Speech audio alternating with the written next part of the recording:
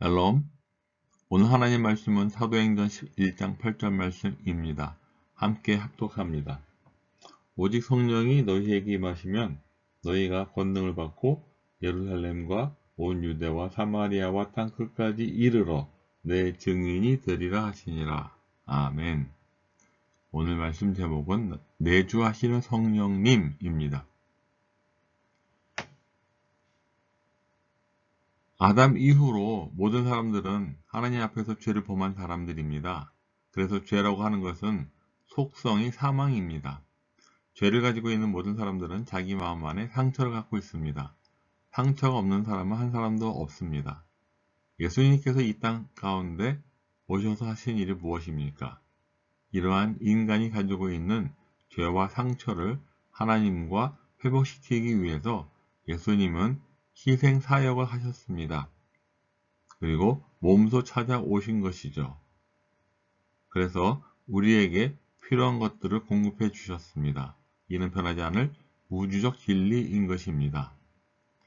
마태복음 4장 23절과 9장 35, 36절 말씀을 읽어보면 예수님은 첫 번째로 회당에서 가르치시고, 두 번째로 천국 복음을 전파하시고, 세 번째로 모든 질병과 모든 약한 것을 치료하셨습니다. 이 말씀을 두 번이나 반복하고 있습니다.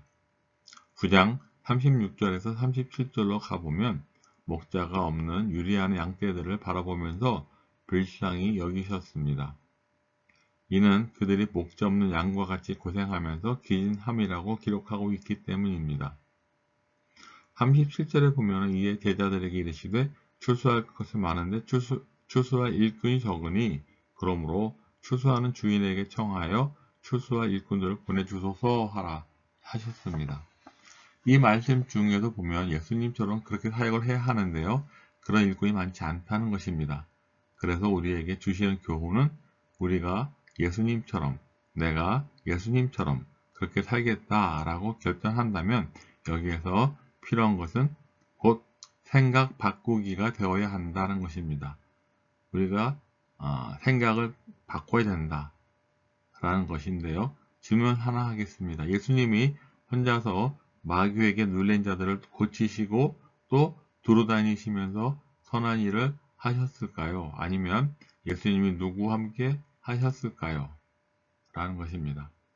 예수님은 항상 하나님 아버지가 성령을 부어주셨기 때문에 바로 이 점 때문에 성령님과 함께 하셨다라는 것이죠.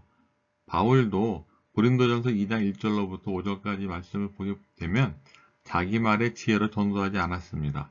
나는 십자가에 못 박히신 예수님만을 알기로 작정했다라고 말씀하면서 내가 전도할 때에도 내가 가지고 있는 지혜로운 말로 상대방을 설득한 것이 아니라 성령 하나님의 나타나심과 그 능력으로 전한다라고 하는 것입니다. 왜 그럴까요? 전도의 능력이 하나님께 있다라고 하는 것을 드러내기 위함이었다는 것이죠. 성령의 인도하심을 따라서 성령으로 살고 성령으로 행하는 삶, 이 삶을 잘 모르면 내가 사람들을 치료해야 하고 내가 사람들에게 전도도 해야 하고 내가 주체가 되어 내가 그렇게 해야 한다고 하는 이런 생각이 가득 차게 되는 것입니다. 그런데 말씀을 연구하고 성령의 인도하심에 대해서 알아가는 가운데 확실하게 내 것으로 잡아가는 것은 내가 그렇게 해야 하는 것이 아니다 라고 하는 것입니다. 우리는 하나님께서 쓰시는 도구입니다. 하나님께서 맡겨주신 뜻이 있다는 것입니다. 우리는 말씀으로 준비가 되고 깨달아지면서 십자가의 원리를 깨닫고 하나님이 나보다 먼저 앞서서 일하시면서 나를 지금 하나님이 훈련시키는 것이므로 이런 것들이 깨달아지면서 나 자신을 계속해서 내려놓는 삶을 살게 하시는 것이다 입니다. 그래서 성령께서 나에게 생각을 주시면 그것이 하나님 말씀에 합당하다고 여길 때 아멘 하고 순종하면서 앞으로 나가는 것입니다. 그러므로 목회자의 필요로 하는 것은 모든 것을 다 내려놓아야만 합니다. 어쩌면 없어야 될지도 모릅니다. 왜냐하면 여러분 마태복음에서와 마가복음에서 보았을 때와 마찬가지로 예수님께서 자기 제자들을 바라보면서 내가 너희들을 이 세상 가운데 보내는데 마치 이리 가운데로 보내는 것 같다고 말씀을 하시는 것을 우리는 볼 수가 있습니다. 그래서 뱀처럼 지혜롭고 비둘기처럼 순결해야 한다. 또한 사람을 항상 조심해라. 너희가 나 때문에 관원들에게 잡혀가고 사람들에게 핍박을 받게 될 것인데, 여러분들이 나 때문에 복음 전하다가 혹은 노방 전도하다가 관원들에게 잡혀갈 수도 있다. 그때 여러분은 무엇이라고 말을 해야 될지에 대해서 걱정하지 마라 라고 말씀하시는 것입니다. 왜냐하면 말하는 이가 있는데 그 말하게 하시는 이가 바로 성령님입니다 라고 우리에게 가르쳐주고 있습니다. 그렇다면 여러분들이 먼저 알아야 할 것은, 여러분들이 예수 믿고 구원받았으니까 구원받은 여러분들 마음 안에 하나님께서 주신 귀한 선물이 있습니다. 그 선물이 무엇입니까? 바로 성령님을 내주하게 해주신 것입니다. 사도행전 2장 38절 베드로가 이르되 너희가 회개하여 각각 예수 그리스도 이름으로 침례를 받고 곧 죄사함을 받으라. 그리하면 성령의 선물을 받으리니. 아멘.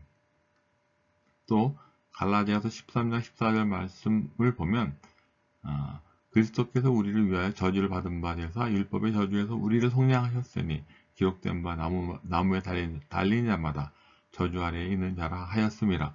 이는 그리스도 예수 안에서 아브라함의 복이 이방인에게 미치게 하고 또 우리로 하여금 믿음으로 말미암아 성령의 약속을 받게 하려 함이라 라는 것입니다. 이 말씀은 성령을 주시기 위한 말씀입니다. 예수님이 십자가에서 죽으시고 부활하신 것은 성령님의 내주하심을 확고히 가지고 있게 하시려고 성령님은 우리들의 내면 깊은 곳에 계시게 하시면서 내적으로 역사를 하시는 것입니다. 우리에게는 또한 죄가 없어야 합니다. 바로 그래야 하나님의 능력이 나가는 것이기 때문에 그렇습니다. 그런 거로 우리 안에 있는 죄 문제를 처리할 수 있게끔 해야 합니다. 그러기 위해서는 하나님을 의지해야 하고 또한 그런 믿음을 갖게 해야 하며 아멘하고 말할 수 있도록 믿음에서 고백이 있어야만 합니다. 근데 그것은 내가 하는 것이 아니고 성령 하나님께서 나를 주관하셨을 때 나에게 주시는 믿음, 나에게 주시는 언어입니다. 그래서 예수님은 사도행전 10장 38절과 요한복음 3장 34절에서 보여주듯이 하나님이 나사렛 예수에게 성령과 능력과 기름 붓듯 하셨음에 그가 두루 다니시며 선한 일을 행하시고 마귀에 눌린 모든 사람을 고치셨으니 이는 하나님이 함께 하셨음이라 라고 사도행전 10장 38절에서 말씀을 기록하고 있습니다. 우리가 문제에 부딪힐 때마다 내가 하려고 할 때 내가 앞서는 것을 볼 수가 있습니다. 그때마다 주어지는 질문에 대해서 대답할 수 없는 나 자신을 발견하게 됩니다. 그런 마음이 있다면 이 마음을 내려놓아야만 합니다. 그런 마음을 극복해야 하는 것입니다. 어떻게 극복할 수 있습니까? 성령의 내주하심으로 극복을 하는 것입니다. 누가복음을 보면 성령께서 예수님을 광야로 이끌어 가시는 것을 보게 됩니다. 성령님의 인도하심이 함께 하시는 것입니다. 그러므로 우리들에게 인생에 대한 문제가 있을 때 상담을 필요로 한다거나 치유를 요청할 때 대뜸 나설 것이 아니다 라는 것이죠. 바로 진단적인 단계가 있기 때문입니다. 그래서 성령 하나님, 이 문제는 어디서부터 비롯된 것일까요? 하고 성령님께 묻는 것입니다. 이런 것이 없으면 처음부터 끝까지 내가 하려고 한다 라는 것인데요. 그러면 안 된다 라고 성경은 우리에게 말을 해줍니다. 결국 내가 하는 것이 아니라는 것이죠. 내가 변화를 시키고 내가 그 상한 마음을 치료해주고 하는 것이 아니라는 것입니다. 우리는 도구일 뿐입니다. 내가 못하는 것을 성령께서 우리 주 예수 그리스도를 통해서 그냥 예수가 아니라 십자가 못 박혀 죽으시고 사흘 부활하신 예수 그리스도를 통해서 역사하신다 라고 성경은 말씀하고 있습니다. 우리는 이 구조에 빨리 들어가 있어야 합니다. 말씀으로 우리는 성령께서 인도하신 현장으로 들어가야 하는 것입니다. 항상 성령께서 나를 통해서 일하실 수 있도록 내가 준비해야 하는 것입니다.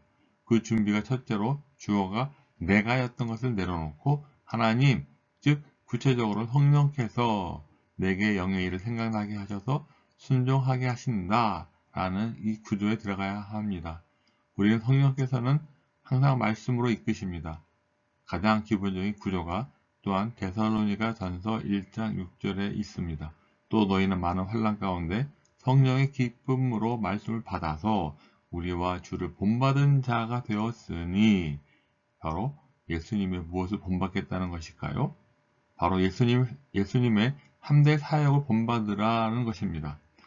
인격적으로 말을 하라고 한다면 예수님의 온유하시고 겸손하신 성품을 본받는 것입니다. 또 삶으로 라고 한다면 예수님의 늘상 무슨 일이 있을 때 아버지께 먼저 기도하시고 사역을 하시는 그런 모습을, 그런 삶을 배우게끔 성령께서 말씀으로 끊임없이 이끄시는 것을 알게 된다는 것이죠.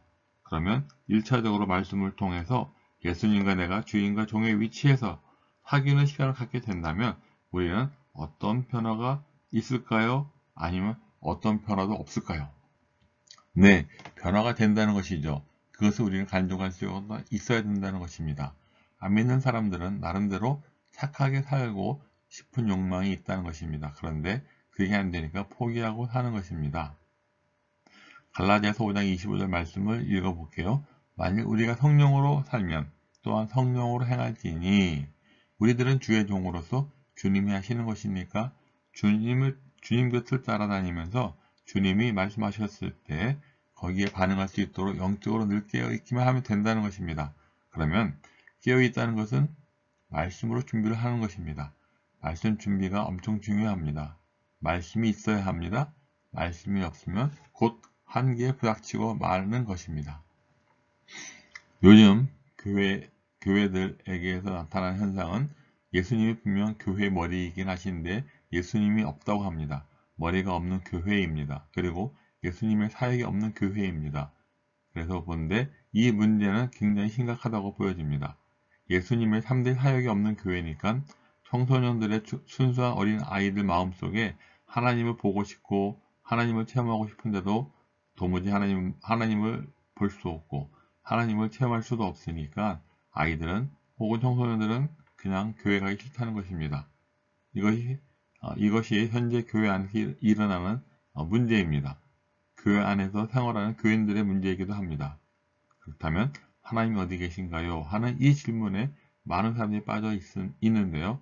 이 질문의 대답으로서 첫째가 성령 하나님의 내주하심입니다. 우리 마음 안에 거하시는데 그것을 모르고 있다는 것입니다. 그러니까 이것이 어떻게 예수님 사역과 연결이 될 수 있느냐 하는 질문에 우리는 연결되어져야만 합니다. 요한복음 14장 17절에 보면 그는 진리의 영이라 세상은 능히 그를 받지 못하나니 이는 그를 보지도 못하고 알지도 못함이라. 그러나 너희는 그를 아나니 그는 너희와 함께 거하심이요 또 너희 속에 계시겠음이라. 아멘. 또 갈라디아 2장 20절 말씀입니다. 내가 그리스도와 함께 십자가 못 박혔나니 그런지 이제는 내가 사는 것이 아니요 오직 내 안에 그리스도께서 사시는 것이라. 이제 내가 육체 가운데 사는 것은 나를 사랑하사 나를 위하여 자기 자신을 버리신 하나님의 아들을 믿는 믿음 안에서 사는 것이라. 아멘. 이러한 말씀이 있음에도 불구하고 내게 있어서 내 것이 안 되는 것은 바로 이유가 있다는 것입니다. 왜 내 것이 안 될까요? 요한 1서 3장 24절 말씀입니다.